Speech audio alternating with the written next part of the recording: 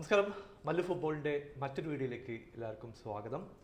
അങ്ങനെ മാഞ്ചസ്റ്റർ യുണൈറ്റഡും സ്പേഴ്സും യൂറോപ്പ് ലീഗിൻ്റെ സെമി ഫൈനലിലേക്ക് പ്രവേശിച്ചിരിക്കുകയാണ്.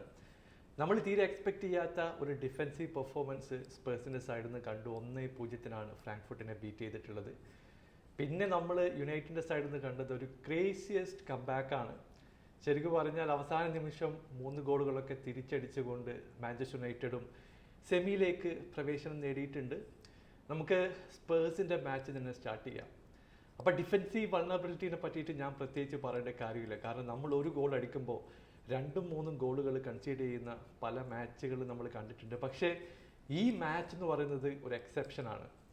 ഡിഫെൻസീവ്ലി നല്ലൊരു പെർഫോമൻസ് ഈ ഒരു ടീമിന് കൊണ്ടുവരാൻ കഴിഞ്ഞു എന്ന് പറയുന്നത് ഒരു പോസിറ്റീവാണ്. കാരണം എവേ മാച്ചാണ്, വളരെ വളരെ ടഫായിട്ടുള്ള ഒരു അറ്റ്മോസ്ഫിയർ, ഫിസിക്കലായിട്ടുള്ള ഒരു ഗെയിം.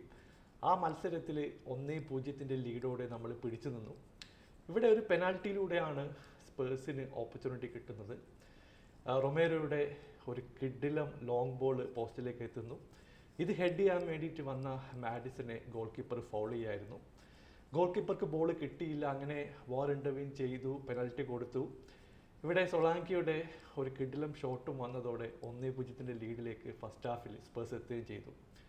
ഇവിടെ ഫ്രാങ്ക്ഫർട്ടിൻ്റെ സൈഡിൽ നിന്ന് എനിക്ക് തോന്നുന്നു plan A, plan B, plan C ഒക്കെ ഒറ്റ സംഭവമായിരുന്നു.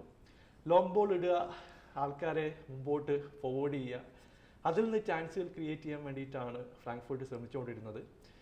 ഒരു പരിധി വരെ അവർക്ക് ചാൻസ് ഒക്കെ കിട്ടി. പക്ഷേ വളരെ വളരെ പ്രിഡിക്റ്റബിൾ ആയിട്ടുള്ള ഒരു മൂവിങ് ഫോർവേഡ് റിതമാണ് ഫ്രാങ്ക്ഫർട്ട് ഇന്നലെ കൊണ്ടുവന്നിട്ടുള്ളത്.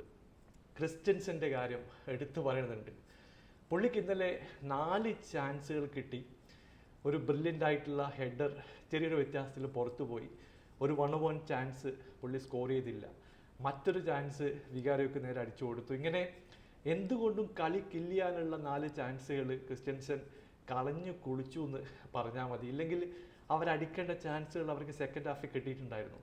ഇപ്പോൾ ഡിഫെൻഡിങ്ങിൻ്റെ കാര്യം നോക്കിക്കഴിഞ്ഞിട്ടുണ്ടെങ്കിൽ എടുത്തു പറയേണ്ടത് റൊമേറോ, വാൻഡവൻ ഇവരൊക്കെ നന്നായിട്ട് ഡിഫെൻഡ് ചെയ്തു.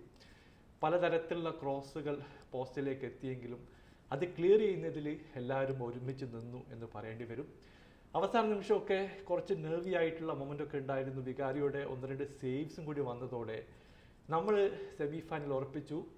ഇപ്പോൾ ബോഡോ ആയിട്ടാണ് സെമി ഫൈനൽ കളിക്കാൻ പോകുന്നത്. നമുക്കറിയാം, ബോഡോ എവേ മത്സരം നമുക്കൊരു നൈറ്റ്മെയർ ആയിട്ടുള്ള സിറ്റുവേഷൻ പണ്ട് തന്നിട്ടുണ്ട്. എന്തായാലും ഒരു പോസിറ്റീവ് മൊമെൻ്റത്തോടെ നമ്മൾ സെമി ഫൈനലിലേക്ക് എത്തിയിട്ടുണ്ട്. രണ്ടാമത്തെ മത്സരം യുണൈറ്റഡ് ശരിക്കും പറഞ്ഞ ഒരു ഗെയിമൊക്കെ കളിക്കുന്ന പോലെയാണ് ഈ മാച്ചിനെ പറ്റി എനിക്ക് തോന്നിയത്. കാരണം level 1, level 2, level 3 and level 4.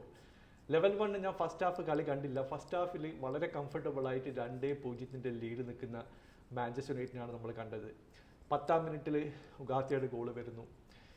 First ഹാഫിൻ്റെ അവസാനത്തിൽ ഡാലോട്ടിൻ്റെ മറ്റൊരു ഗോൾ വരുന്നു. ഇങ്ങനെ 2 കിഡില ഫിനിഷിങ്ങോടെ 2-0 ലീഡിലേക്ക് യുണൈറ്റഡ് എത്തുകയാണ്. ആ സമയത്ത് ഞാൻ നോക്കുമ്പോൾ വിചാരിച്ചു യുണൈറ്റഡ് പാട്ടും പാടി ജയിക്കും, ഒന്നും നോക്കേണ്ട കാര്യമില്ല, ഈസി വിൻ. അപ്പോഴാണ് ലെവൽ 2 ആക്ടിവേറ്റ് ആയത്.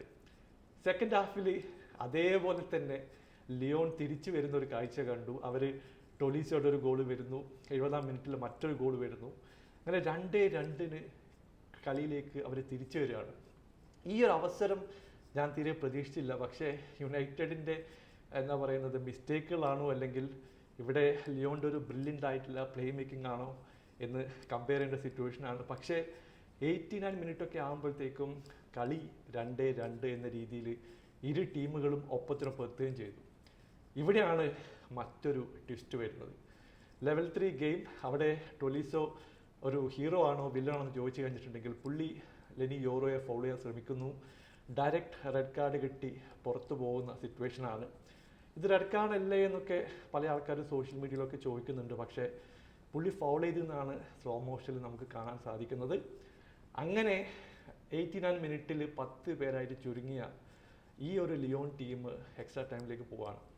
ഇപ്പം ഞാൻ വിചാരിച്ചു യുണൈറ്റഡിന് കംബാക്ക് അടിക്കാനുള്ള ഒരു കിടിലം ഓപ്പർച്യൂണിറ്റി എക്സ്ട്രാ ടൈമിൽ എന്തായാലും അവർ തിരിച്ചടിക്കും. പക്ഷേ എല്ലാവരും ഞെട്ടിച്ചുകൊണ്ട് ലിയോൺ 113 മിനിറ്റ് ആകുമ്പോഴത്തേക്കും 2 കിടിലം ഗോളുകൾ അടിച്ചുകൊണ്ട് അവർ സെലിബ്രേറ്റ് ചെയ്യാൻ തുടങ്ങി.